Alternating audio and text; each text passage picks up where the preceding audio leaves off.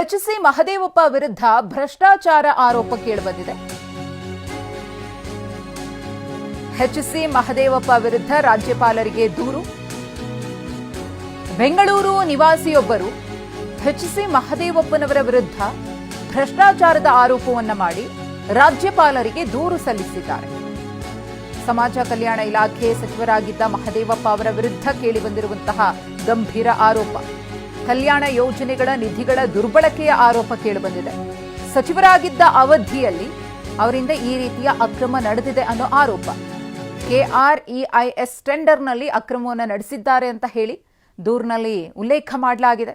ನಕಲಿ ದಾಖಲೆಗಳನ್ನು ಸೃಷ್ಟಿಸಿ ಅಕ್ರಮ ನಡೆಸಿರುವಂತಹ ಆರೋಪ ಕೇಳಿಬಂದಿದೆ. ಕರ್ನಾಟಕ ವಸತಿ ಶಿಕ್ಷಣ ಸಂಸ್ಥೆಗಳ ಸಂಘ KREIS ಕೋಟ್ಯಾಂತರ ಮೌಲ್ಯದ ಟೆಂಡರ್ಗಳ ಹಂಚಿಕೆಯ ಬಗ್ಗೆ ತನಿಖೆಗೆ ಮನವಿಯನ್ನು ಮಾಡಲಾಗಿದೆ. ಸ್ವತಂತ್ರ ಹಾಗೂ ಕಾಲಮಿತಿಯ ತನಿಖೆಯನ್ನು ನಡೆಸುವಂತೆ ದೂರಿನಲ್ಲಿ ಮನವಿಯನ್ನು ಮಾಡಿಕೊಳ್ಳಲಾಗಿದೆ. ಅಲ್ಲದೆ ಗುತ್ತಿಗೆದಾರರು ಸಲ್ಲಿಸಿರುವ ದಾಖಲೆ ಪರಿಶೀಲಿಸುವಂತೆ ಹಾಗೂ ತಪ್ಪಿತಸ್ಥರ ವಿರುದ್ಧ ಕಾನೂನು ಕ್ರಮವನ್ನು ಕೈಗೊಳ್ಳುವಂತೆ ರಾಜ್ಯಪಾಲರಿಗೆ ಮನವಿ ಮಾಡಿಕೊಳ್ಳಲಾಗಿದೆ. ಒಂದು ವೇಳೆ ಆರೋಪ ಸಾಬೀತಾದಲ್ಲಿ ಶಾಸಕ ಸ್ಥಾನದಿಂದ ಅನರ್ಹಗೊಳಿಸಬೇಕು ಅಂತಾನೂ ದೂರಿನ ಪ್ರತಿಯಲ್ಲಿ ಮನವಿಯನ್ನ ಮಾಡಿಕೊಳ್ಳಲಾಗಿದೆ.